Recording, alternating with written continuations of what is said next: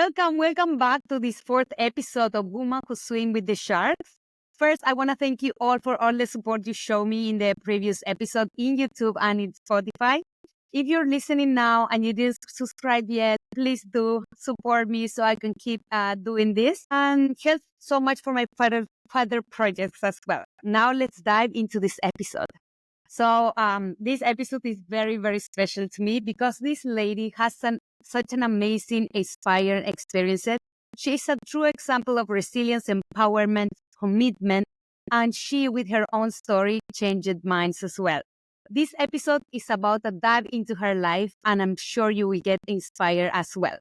She's an entrepreneur, philanthropist, adventurer, mama, animal lover, model, and a woman who swims with the sharks. Welcome, Kim Bruneau, to this podcast, and thank you so much for joining me. Hi, Pia. Thank you for having me. It's amazing to see you, my love.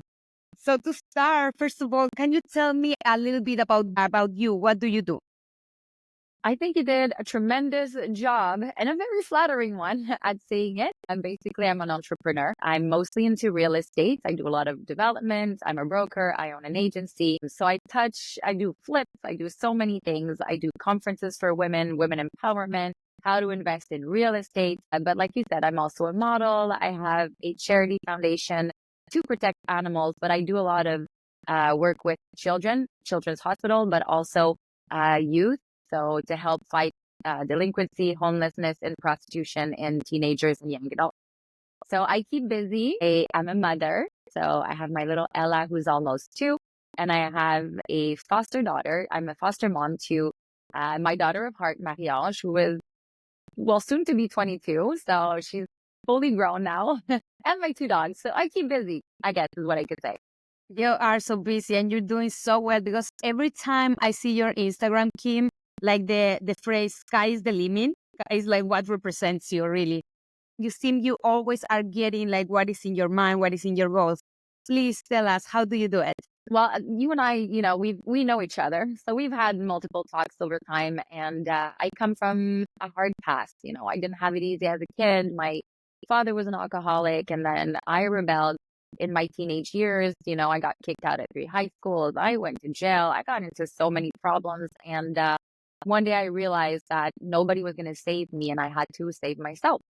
So I think that's when my mindset changed, when I said, because I kept thinking, like, why do you keep putting yourself in those situations? Like, I know that I'm smart. I know that I'm kind. I know that I have good values.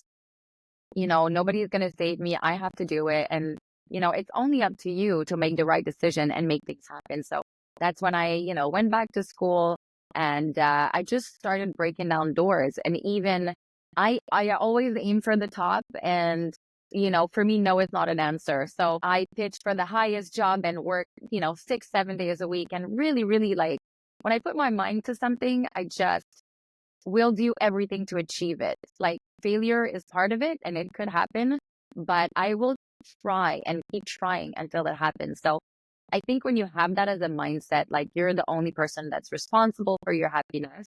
It's not, happiness is not about, let's say, being married and having kids. It's not about, it's finding things that make you happy and also letting go of the things that you cannot control. And once you get into that mindset of finding everything positive and fighting to go and to get what you want, life gets so much nicer. I know a lot of people that blame a lot in the past for what is happening and past traumas and parents. And whenever I always wonder how people, for example, like you that come with a hard past now is so successful and is a true example. What do you think is the difference? Or if you have like a tip there for people that stuck in the past? I think it's, I don't see myself as a victim. I see myself as a survivor. I see myself as a warrior. And I think it's in the mindset. The thing is, when I say let go of things that you can't control what people have done to you. You can't control your past or the family that you're born into, but you can absolutely change and control what you do, how you feel. So it's not to say that I didn't get help in therapy in my early 20s. I think that that's a great way to do it. But once you take accountability, the fact that my father is an alcoholic is not an excuse for me to be one. You know what I mean? Not because my father hit me that I'm going to hit my daughter. There's no excuse. Whatever people did to you shouldn't be an excuse to how you behave. You are in control and it's a choice. Now, yes, it hurts. Of course it hurts. We all have issues. We all have a past. We all have people that have hurted us, whether it's a family member, a boyfriend, a girlfriend, your friend, whether you've been bullied. I've had all of those. But at some point, you have to tell yourself, like, this is not you. And you don't become like that. And don't stray from your values, like, don't change because, now I'm a person who gives back a lot. And sometimes people take advantage of it. I never say, all right, I'm done. Like, I'm just not going to help people anymore because it's not worth it, or because I've been betrayed, or because they use me. I'm just like, this was the wrong person. This is their issue. I'm not going to change. I'm just going to surround myself with better people and do things that this makes me happy. I'm going to keep doing it. I'm going to find other people. So I guess with time, like, I got really good. And especially since my daughter was born, I would say, to get rid of people who are not an 8, a 9, or a 10 in my life. Like, everything that I try to do, whether it's friendship, projects, whether it's, relaxing time, whatever it is, I try to, if it's like a 7 on 10 and under, cool, we're going to be acquaintances, but I don't really need that. I need to focus on the top to be at the top. So I think just being disciplined and taking accountability, like, you are responsible for your choices. That's perfect. That's such a good advice. And how did you kind of build this success as an entrepreneur and as a businesswoman? Coming, like, as you mentioned, like, from a person that was in jail, that you could go like in a loop, and you could just get stuck in that kind of circle, to get to somebody that wanted to go, like, have a vision. I want to be successful. I want to achieve things. Yeah. So I always knew that I was a go-getter. I was always competitive, everything that I put my mind to. So I think from a young age, I had that, like, hustler mentality. I just made wrong choices. I wasn't very good at studying. Like, I admire people who go to university and that stuff. I knew it wasn't for me. My attention span was a little too short. So I tried, I'll give you an example. I decided to go in real estate. At first, I didn't like it. My second thought process was, who makes money? I was like, sales representative in the medical field. Okay, that's what I'm going to do. I want to make money. But then I was looking at jobs and it said, oh, you need, 4 years of experience in those kind of sales. You need a university degree. And I just kept sending CVs, but empty ones, just a presentation letter, until somebody called me and they were like, what are you doing? And I said, you don't need somebody who went to university. What you need is a good salesperson. And if you meet me, I guarantee you're going to hire me. And I was like, if you look at my CV, you won't call me back. So I started knocking on doors. And then, when I went back into real estate, it was the same thing. They were looking for a sales director job in a $45 million condo project. I had never sold a single condo in my life, let alone a new construction. I hadn't studied that. But I knocked on the door and I said, look, I made some investment in real estate. I do this, I do that. I pitched myself and I got the jobs. At the end of the day, it's not really fake it until you make it, because I think that could be tricky. It's more like believe in yourself and also work for it. Before I went for that medical sales rep job, I can tell you I've studied their company thoroughly, all their competitors. I arrived prepared and I showed them that it's not the knowledge that I got in university. It's just knowing, there's a lot of, like, just knowing by heart, a lot of the products and similarities and things like that in your competitors. And then you have an edge. And it was the same thing with real estate. Like, I pitched it, then I felt like a fraud a little bit, but you know what? I worked 6 to 7 days a week.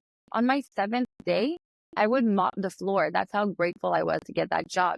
I made copies for the employees because I was so grateful to have gotten that job, and the next guy was like, he heard what I did amazing. So he pitched me a project and he was like, you have to do the marketing. And I said, of course. I had no clue what marketing even was. But I studied, I went to see my competitors. I asked around, I asked my family, my friends, and I made it happen. So that's the thing. Like, I think a lot of people are afraid to fail. Whereas I'm like, I'm just going to go for it and really, really, really work for it. And if at the end it doesn't work, these are all things that I've learned and I grew from it. And I'm going to bring that experience into the next one, which is going to be successful. And that's kind of how I go about things. You make it happen for real. And also, I see a lady in one of your posts of Instagram. I'm unapologetic not because I'm overconfident. I'm a person with strong sense of being. How do you get there? And if you can, like, specify a little bit more in this phrase that got stuck in my mind. So It's hard. It's hard to be a woman these days. We know, we live in a society where we have a lot of rights here in America, but they can also be taken away as we saw. Having a voice and being strong-minded can sometimes be seen as cocky or overconfident, and sometimes people will throw shade at you. And I want to explain that I'm unapologetically myself, not because I have so much trust in myself, not so because I'm in love or infatuated with myself. I believe in myself and my beliefs. I'm an intelligent being and I stand by my values and by my friends, my family, everything that I stand for. So it's not about being cocky. It's just, I'm not trying to please other people. I noticed that doesn't work. So I have no problem speaking my truth, even if it bothers people. And it's not in a cocky way. It's just in a, I am myself way. This is who I am. What you see is what you get. Yeah, that's what like a lot of people think like, yeah, I'm like overconfident, and especially in women, we like get cataloged as like bitches and Yeah. Like we're very quick to judge each other. I was doing a conference the other day and I was so shocked. There was a girl in a VIP panel, and at the end of the conference, she came to see me and she was like, I really like you. Like, would you sign a little something in my book? And she said, when you first walked out, I hated you. I thought you were so annoying. But I'm like, okay, this person knows nothing of me. I hadn't spoken a word. So just from the way that I look and I dressed nice, obviously I dressed nice. It was a conference in front of 800 women, but she was like, she hated my look. So that was it. For her, I was a bitch. And I'm like, we have to be kinder to each other, like we're all in this together basically, and women uplifting each other. So when you do that, it's so genuine and nice, the friendship and the help that you're going to get out of that, because there's no other ideas behind. Like women could just be really, really, really good friends, just like you and I are. You know what I mean?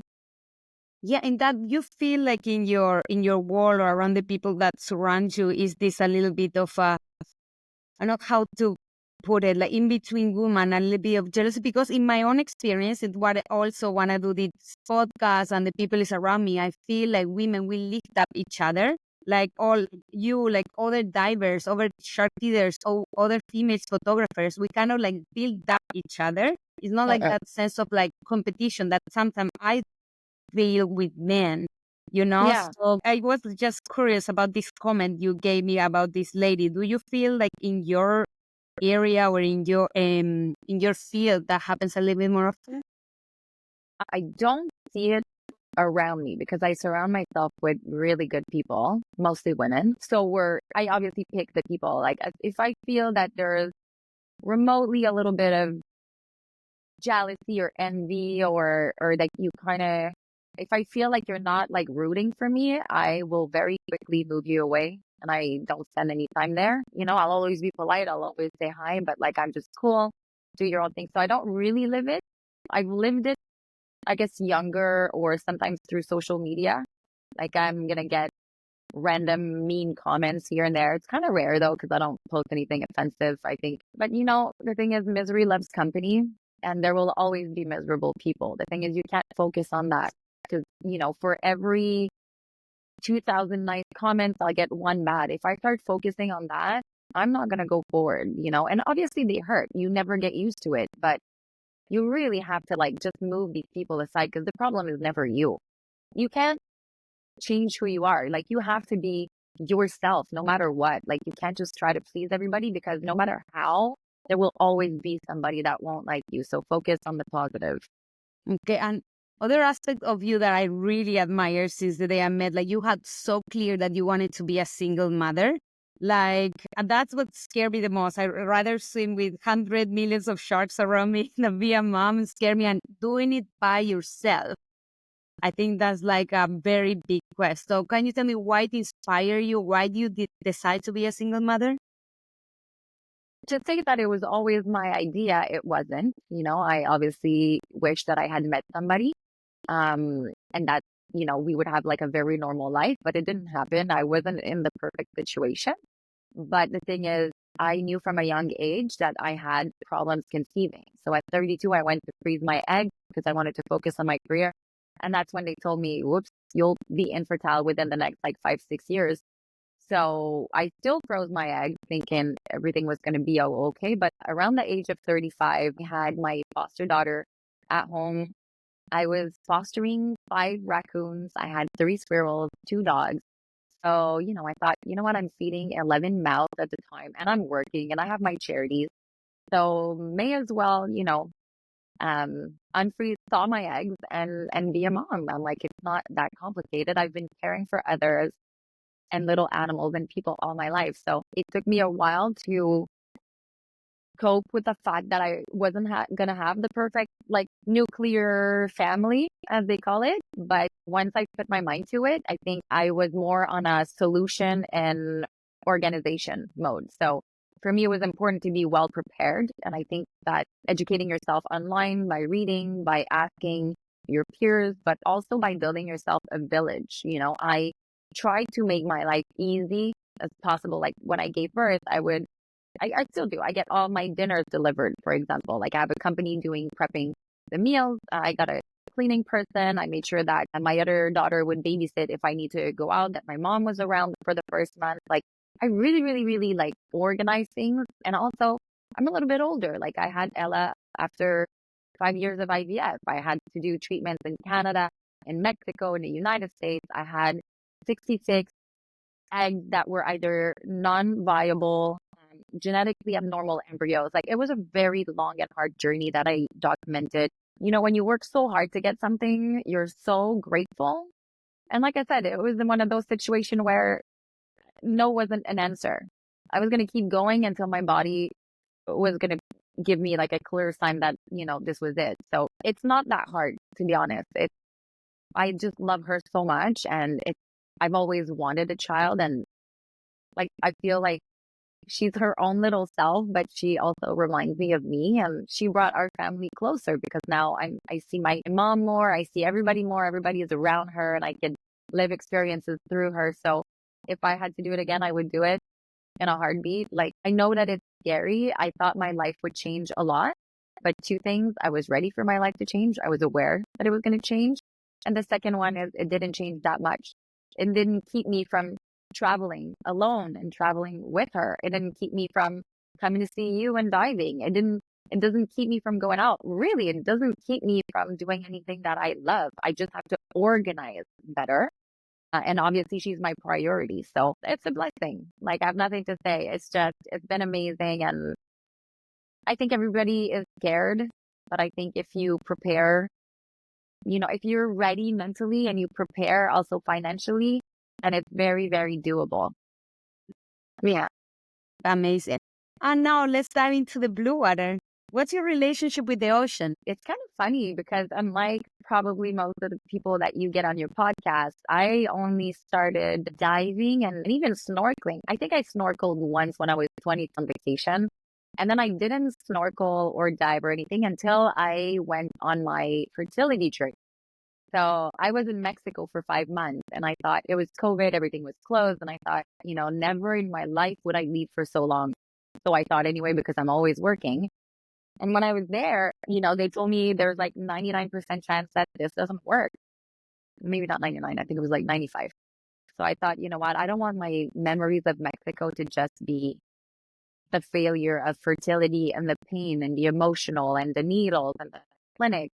So every time that I wasn't at the clinic, I decided to try a new sport, discover a new city or a new something. So I went surfing one day and after a few classes, I had a really bad accident. I thought I was going to die. And the guy was like, I'll never see you again for sure. He's like, I'm sure this is the end for you. And I said, just give me a little bit of time.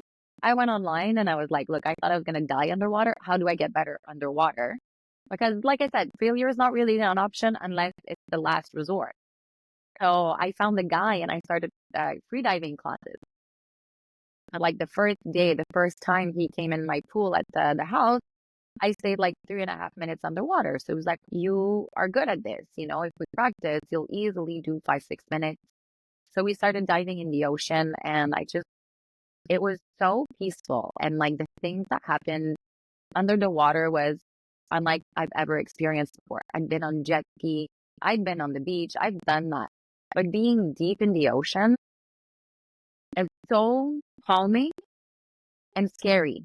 Because at the beginning, it's like the unknown, and you feel a little bit uncomfortable, but then you learn to meditate and really calm your mind and to enjoy that silence and that like hugging presence. And then through that, we went to different areas. And then when I wasn't doing free diving, I would go snorkeling. And then one day I went snorkeling in the Maria Bay, and I was surrounded by fish, and I just felt like magical. It was magical. So that day I said, listen, I want to know what's out there. So I started diving, like scuba diving classes. And then I was on the west coast of Mexico. So we went to Cabo Pulmo. We lived in $50 a night bungalow and just dived all day and saw the most amazing creatures and sharks and whales and rays and jacks. And I was so impressed. And my teacher was pressing me to, like work more on the free diving. And I was like, I realized that it's not free diving that I necessarily want to do. I love free diving, but what I love is being underwater and seeing the creatures. So when I left Mexico, I got really sick, so I had to leave Mexico. Came back to Canada, I relaxed a little bit, and then I went for more treatments in Florida. And then I was like a little bit disappointed that the ocean there on the East Coast wasn't what I had seen in Mexico, there was nothing. I mean, I remember like my first day in Florida, I brought my fins to the beach thinking I'm just going to go from the beach, swim and see corals and fish. And it's not like that at all. It was full of tourists. It was loud. So I thought, okay, like what's in Florida? Sharks. So I decided to do my master diving and to do a specialty in shark conservation.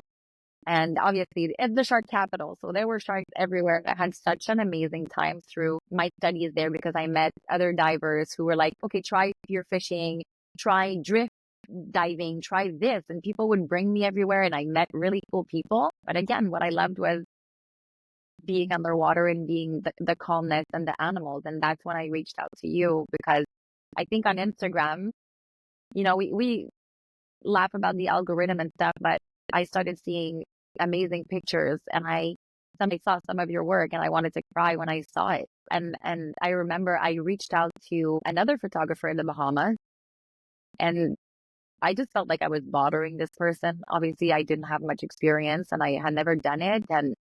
But I kept being drawn by underwater photography and I just loved it. It was my happy place. Whenever I wasn't at the clinic, I was trying to be in the water. It was calming me. It was my home. And then when I reached out to you, you were the kindest. Thank you.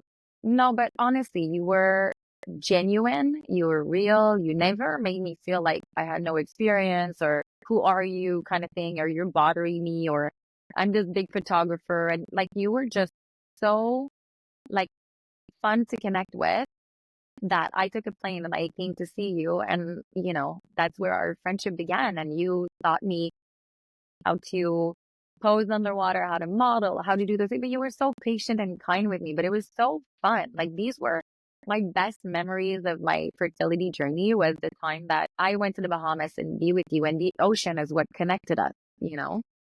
Absolutely. And I have to say, Kim, like when you told me like you never did it, and then we did the first shoot, I was like, she is absolutely fooling me because you were great. Like I think that we did I'm gonna put some images in YouTube about this, about Yeah. our shoot in the Ocean Atlas, where you with this beautiful white dress, and it was like I was like, who is she? Like I knew you were like a model, but being underwater model is a full different story. I want to tell people what were your main challenges as an underwater model, because for me it's one of the hardest job in the world. It's definitely hard. I think you have to trust yourself and to trust your photographer and your team. So when we first did it, you and I, it was more free diving. So it was something that I was a bit more familiar with, where I didn't feel like there was really any danger. It was more, you obviously drink a little. I probably have a lot of salt water in my brain. I probably have a salty brain by now. And it's funny because you told me the shots that look the easiest are usually the hardest. and then that, I learned that technique with you. I think that was hard. Like tilting your head back was everything else because I had a base as a model. I kind of already knew. Like I knew how to place my arms and my legs and the angles and the dress. And then you gave me tricks for the hair. And, with time we learned little tricks. I think it got a little bit more technical when we started going deeper. So it was the mix of like diving and free diving, like which protocol do you follow? How do you do it? How do you stay that long? And then at that point, you need other divers that are your security. So that's the part that's a little bit scarier, I find. Like when we did the world record, it's just a bit more technical. But I never felt in danger. I never felt like something could happen just because you are so you do like you debrief before and after. You brief before and you debrief after. Like you have a very strong team and you're very much in control. When I was under the water, I never really felt stressed because I was looking at you and you would sign and we would understand each other without words and we connected so nicely that I think the bigger challenge for other people would be, just to the struggle of posing and getting a little bit of water in your nose and your eyes. And as you go deeper, obviously the different technique that you need to use. But honestly, for me, it was more, I don't want to sound like it was easy, but it was easy because it was with you. Like because we had an amazing team, you know what I mean? Like it was just a lot of fun. And I trusted you a lot too. Like I know you are very, very capable. Like underwater modeling, sometimes you need to prepare people, sometimes for days, training, like do special courses and everything. But with you was like right away, like you truly like a true underwater model. And I would, again, I'm going to put this in YouTube so other people can kind of see what it is, or if somebody wants to check out the underwater modeling, Kim is the person to look to. You're like, yeah, you're the best. and The hardest for sure for me is when you empty your lungs to think. I think that's the hardest. If I had to pick one, like I would rather go another 40 meters down with you than doing and like let yourself sink. That was a bit hard. Because, like it's a natural reaction for us. And even when I'm scuba diving and teaching my students, it's such a natural reaction to inhale before you get submerged. And this is when, you need to play with your buoyancy. So to my students and my models, like saying, actually, you need to exhale before going down is like kind of play tricks in your mind. It makes no sense and make you uncomfortable. So absolutely agree. That's one of the main challenges. And just, you need to switch your mind. So it takes a little bit to get used to. And since you mentioned the world record, that was like such a journey we did last December. We attempted and we got the world record Guinness to the deepest underwater photo shoot. It was like down the wall here in the Bahamas. We reached to 40 meters. Kim was in a ballerina suit. We have like one safety diver, one camera guy doing all the record and filming. Like we actually got there. I was the photographer. And there you were a mama already, Kim. So it's different. I know when you have a baby, like doing all this crazy stuff, because it's dangerous. Like it's not like, like you will freak out at 40 meters and, you will be fine. So what made you do this and how was the experience in your point of view? And I'm curious to know your point of view too on this. I was at the cottage. My baby was 6 months. I didn't think I was going to dive for a long time just because I'm not going to dive in Canada. The water is water is cold, so I didn't have much interest. And obviously, I don't want to risk anything in my life being a mom and especially a solo mom. So I was at the cottage. Ella was 6 months. We're hung in the basement, and somebody sent me the world record of the deepest. And I was like, interesting. And then I was like, I feel like we've been deeper than this with you. Oh, but I was like, eh. And then a second person sent it to me. And then they're Canadians too. So I was like, maybe it's a sign. I never thought I was going to do a Guinness World Record, but I do remember being, very little in the elementary school. And, we didn't have internet back then. And that one time a year that the Guinness Book of Record would come out, like all the kids would throw themselves on it and we wanted to see the most fun things. So there's like some sort of nostalgia to it. So I wrote to you and I was like, hey, you want to do this? And you said yes. And I was like, oh no, I guess I was like, it's an idea, but like, eh. And at that time, like Ella was 6 months, but by the time that we got our registration number, it was in November. I hadn't dived in a year and a half. So when I talked to you, we had like 7 days to prepare. I only found like one class in a pool in Montreal that would take me on a Thursday night at 9 p.m. to do like a refresh class. And I was like, I didn't want to tell them what I was going to do because I was like, what if it doesn't work? And then I remember being underwater, and at some point I was with another student and they were practicing like removing the gear like underwater and putting it back. And then he said, we don't have to practice that because you'll never do that. And then I was like, actually, I'm interested in knowing that one. Just practicing again and again. So it's pretty funny. And then I got really nervous, to be honest. I think it's the mom part. Just like, oh, I did my pregnancy shoot with you as well, right? Yeah. And do you remember like how nervous I was to pre-dive? Because I was so afraid that my baby would lack oxygen or something would happen. So I was like we were very, very like, Shallow. Yeah. yeah. We took it very easy. We stayed shallow for that shoot. But now we're talking about the deepest in the ocean. So we're going to the limit of what all our certifications can bring us to. So, and then I remember that day there was a tiger shark running around. Like we were delayed because there's this big tiger shark in the bay. And, there's all these factors, but I also felt like in the best hands possible. So I thought it's time to put your fears away and just go for it. And you and I, like you went on site before to see exactly where we were going. So that made me feel secure. And then we went for lunch also with Eduardo. And, I think that when I spoke to you about my fears, which were just literally, I'm a mom, keep that in mind. And you were like, it doesn't matter if we don't get it, Kim. You're like, we can do this another day. If it doesn't happen tomorrow, it could be another day or it could just not happen. And you told me security is always going to be number one, and you have two securities with you that day. One is also the judge and I'm here and da da da da. And it was like magical because the next day was you're on the water a lot more than I am in the ocean. But I can tell you that I'm 39 and in my entire life, I have never seen the ocean that calm. So I think that was a sign. There was no current. The ocean was mirror. Everything was beautiful. And I just took it as a sign like, this is it. This is our moment.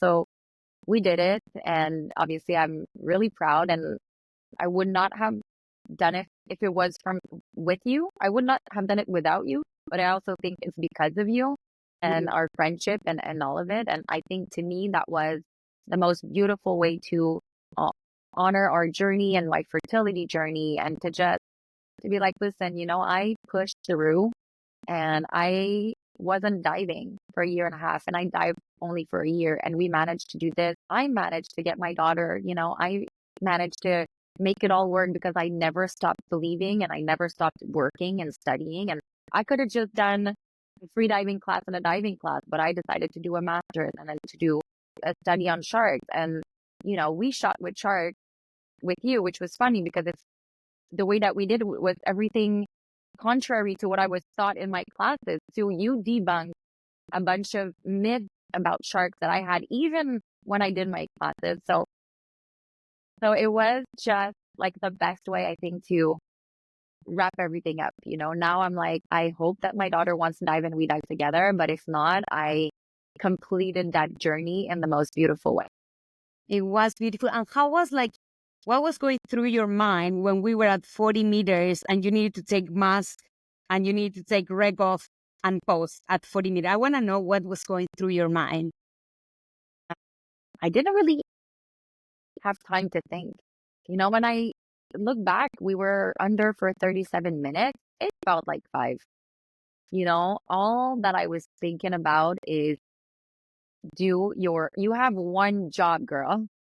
And, there's other people counting on you. So I was like, I need to be the best, the most focused. I need to do my job and not be distracted by any thoughts or anything. So when I removed the mask, for me, it was just like work mode, like focused. I was looking at you, what you wanted from me, Steven, Eduardo, they were placing me, they were giving me air. And I was just like, just make sure that we have this one chance that it's done properly. But I wasn't thinking about the record. I wasn't thinking, I wanted to honor you and my team and do the best job that I could.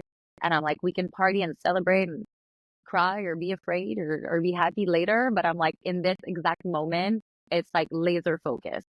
What were your thoughts on it? Like, how were you feeling? Yeah, for me, it was like when you reach out, I was like, fuck yeah, like right away. Like, again, like also, I will not have done it with anybody but you because I see your skills, I like, see you're confident, and I know like you're safe, you are super comfortable underwater, and you look good in any situation. So I knew that right away. Of course, at that time of the year, we had a lot of weather issues. So you remember we were supposed to do it in the 6th, then the weather was picking up and we were between windows.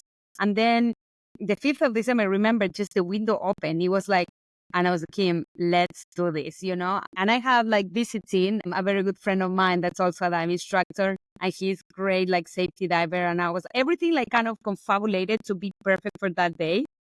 And even like, you know, the tiger shark was like in the bay. So we did a live and I know, and I could feel like, especially because when we met at lunch and you were like, yeah, I'm a mom now. And that's like straight into my head and my heart. I'm like, I know, like, and I got you, you know, for that's what Yeah. like you were my priority. Like, you know, the world record, that's something fun.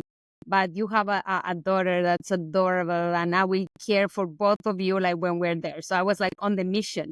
And I know, like, you know, like my team, I really trust my team. And that's why we went before, check exactly the point when I put you, because at 40 meters, we could only stay for 10 minutes because also I need to, you know, take care of your nitrogen. And we I took everything like I could to, like to minimize the risk. Like before we get to 40, put your nitrox so your nitrogen didn't build up too much. So and then when we got in the water, well, we have the best drone footage of that. Like I remember it was like for me it was also one of the prettiest day in the water, and I have like 20,000 dives team. Like it was one of the prettiest day. Visibility was insane. Like so from the bottom from 40 meters, you could see all the way the boat and like it was nothing on it. So and the pictures turned out to be amazing. But in the point, I was like one eye was in the camera and one eye was like around to use. I don't think I ever was more in the moment in my life. I was stressed and I was there. I went on a mission and it was like, you know, this kind of like a feel that you're fully there. It was amazing. Like I still like just talking about it makes me like, you know, shiver in. And then, you know, when we got there and when we got the shot and we play around in the wreck, just Yeah. a little bit more of pictures. And then we came up was like, yeah. But inside me, I knew we will do it. But I love the pictures. I love the experience. And Me also too. I love, love, love doing it with you because again, you inspire me so much and you give me, when I met you, especially with my photography, I wasn't that confident, you know, because like I kind of play a little low key, you know, I'm not all like strong on Instagram, stuff like that. But I was like, this lady really trusts me, really like believes in me. And yeah, you push me. And that was beautiful. So I agree with you. That was like kind of to close this amazing cycle of each other, cheering for each other, and admiring each other. Yeah, absolutely. Okay, after all that emotion, eh? What about sharks? So, for me, you're a woman who swim with the sharks and you model around sharks. How was that experience for you to be posing, like in a dress around like Caribbean reef sharks and nurse sharks?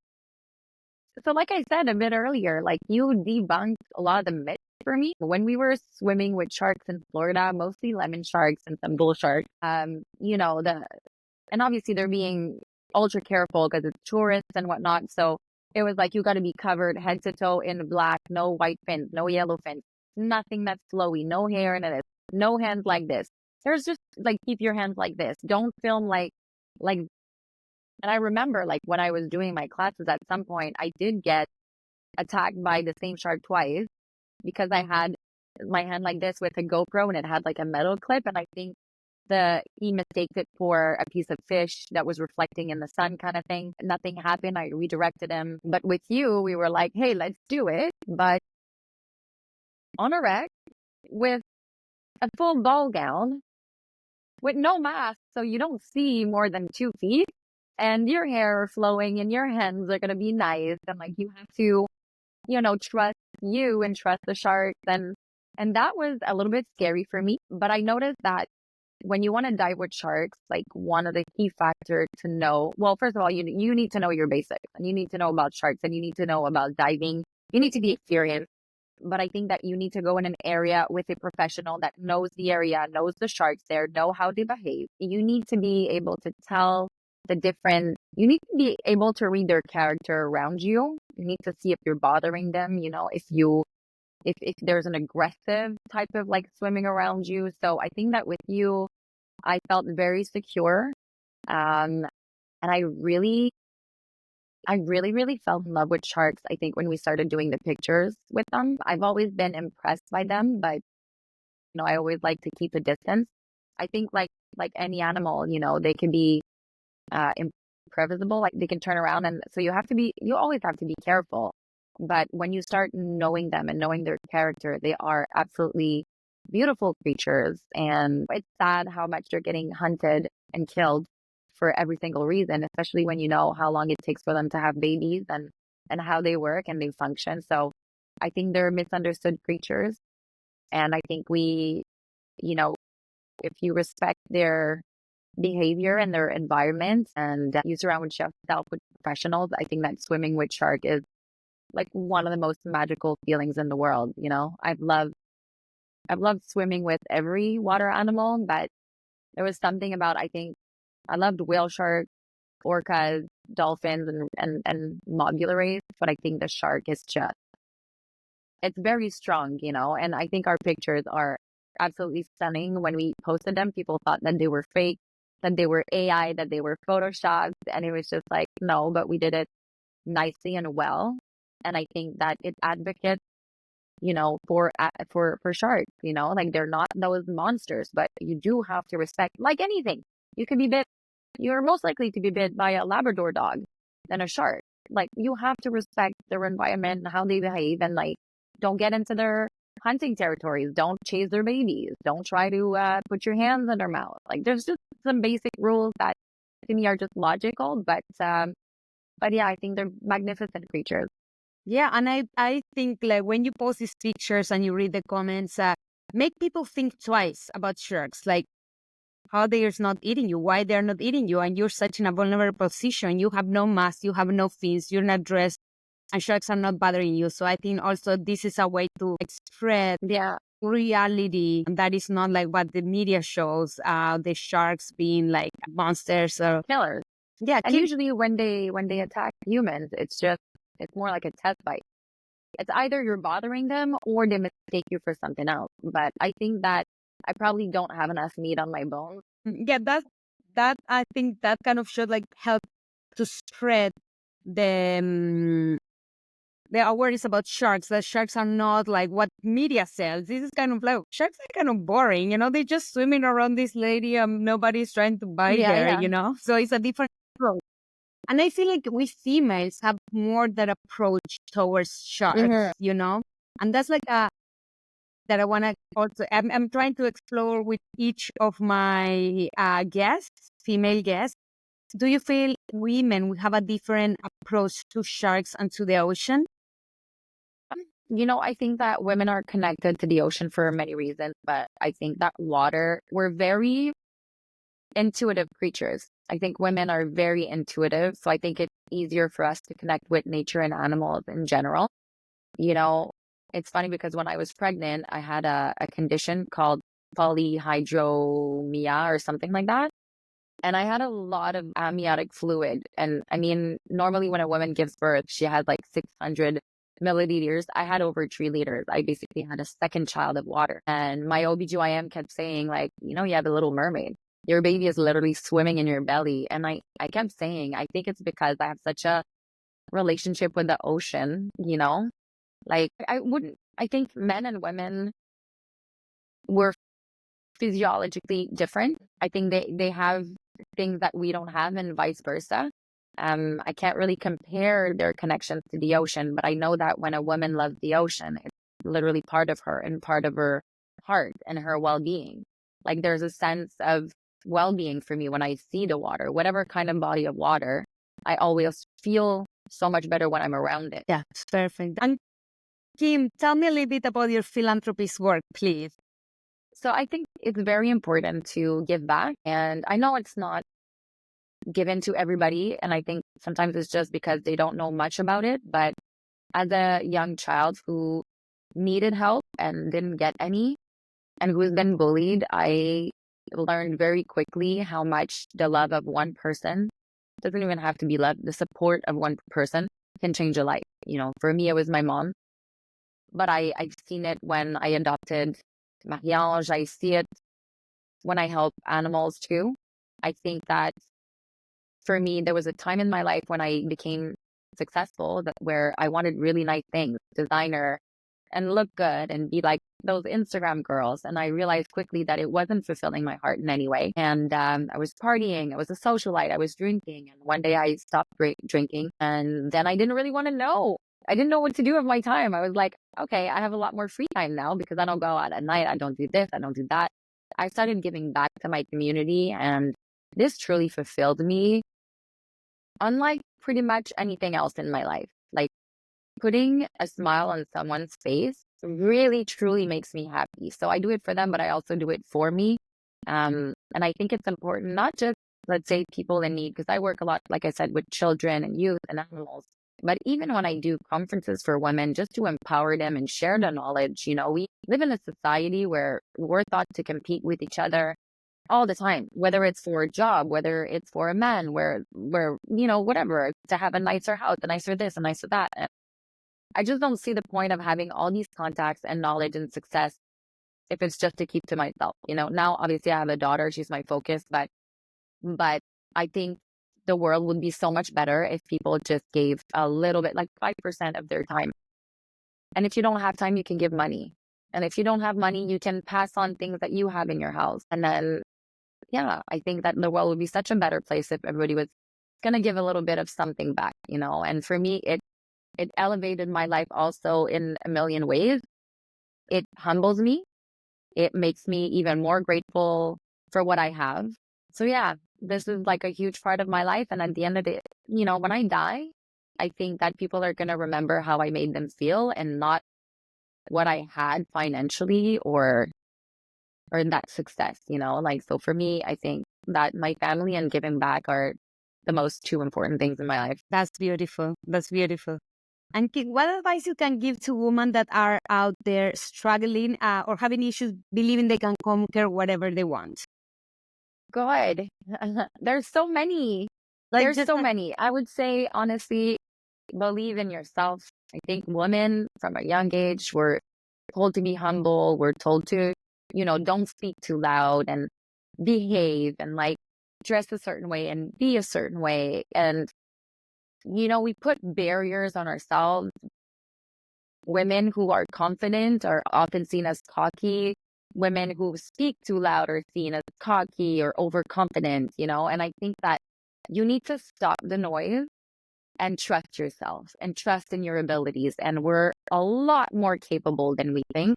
Sometimes it's just about putting the right amount of energy and learning. And to learn, there are many ways: surrounding yourself by the right people, asking for help, asking. We're always afraid to ask for help, but to ask for help, to look online, to look on YouTube, whatever it is you're trying to do. Like, I have a house, I have to take care of it. If I don't know how to hang something on a wall or install tile, I'll Google it, I'll do it. I figure I do a lot of things because I'm always interested in learning and learning how to do it. I didn't have money to buy painting. I became a painter. Whatever I want in life, I'm like, I'm just going to study and figure it out and ask the right people. So I think it's trusting yourself and, being able to ask for help and just be hungry to learn. Everything that you learn will serve you at some point in life. It's amazing, Kim. And okay, that was a beautiful close up. I want to thank you so much for all your words, for sharing your insight, your experience, and where people, you tell people where they can find you, where they can keep listening or reading your experiences. I am on Instagram at Kim Bruneau, Bruneau. I'm also on Facebook, but that's about it. I'm busy. Those are the two.